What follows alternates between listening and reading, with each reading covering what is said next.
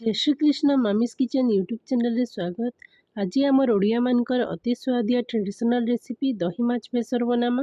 ये रेसिपी के बनाबार आगु जदि आपण मैंने फास्ट टाइम लगी मोर रेसिपी के देखुछन मोर चैनल के सब्सक्राइब नहीं करबार बेले सब्सक्राइब कर दौन और पाखे थिबार छोट बेल आइकन के क्लिक कर दौन जद्वारा कि आपण मैंने मोर नुआ नुआ वीडियो रो नोटिफिकेशन पाई पारबे। तो चलन देखमा आज रेसिपी। इथिर लगी 1 किलो रोही माछ मुई नहींछे आउ भल करी धुई दीछे। तारपरे हल्दी गुण, चाउल गुण, मिर्चा गुण, नून स्वाद हिसाब देकर सबू माछ के मिसई दीछे। सबू माछ पीस माने जनता सबू मसला लागवा से हिसाब मिसई देमा। हेतके माछ के छानबार लगी कढ़ाई रे सरसों तेल दे दीछे। तेल पूरा गरम होला परे माछ पीस मान को सबू के पक्की करी लाल हेबार तक छानी दीछे आउ गोटे जगह रे काढ़ी करी रखी दीछे। बेसिकाली तो ये रेसिपीटा रोही माछ रे बना जासी, बाकी आपण माने चाहे भाकुर माछ भी यूज करि पारबे। भाकुर माछ रे भी बढ़िया टेस्ट आसी और मोर स्टाइल रे दही माछ बेसर टिके बनै देखुन बहुत टेस्ट लागसी। तारपरे तार मसला प्रिपेयर करमा।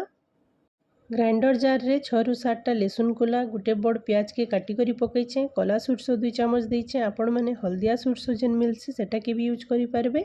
टेस्ट हेंता ही भल आसी। तार संगे जीरा गोटे चामच, सुखा लाल मिर्चा गोटे के देकरी ग्राइंड कर देइछे। तारपरे दही गोटे कप नहीं जाइछे और दही रे बेसन गोटे चामच, कॉर्नफ्लोर गोटे चामच देकरी भल से फेंटी नीचे।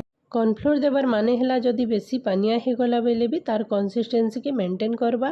तारपरे दही के साइड रे रखी करी नेक्स्ट प्रोसेस के जिमा।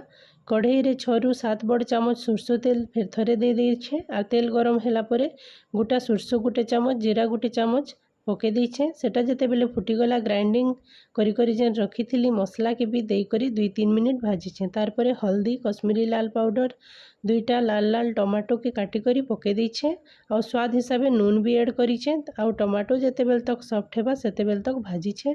टमाटो सॉफ्ट हो गला परे जेन दही के फेंटी करी रखी थी सेटा के पके दे करी कंटिन्यूअसली घांटीछे। एंता तो दही रे बेसन पका हिचे, दही नी छिड़े।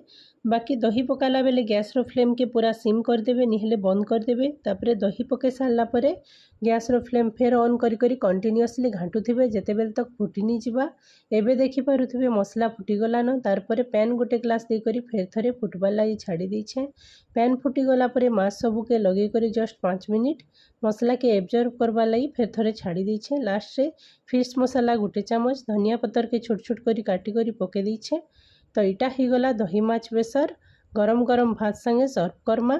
आशा करुचे ये रेसिपी आपण मानकु भल लागिथिबा। भल लागला बेले लाइक शेयर और सब्सक्राइब करबाटा बिल्कुल नहीं भूलबे। See you soon in my next video.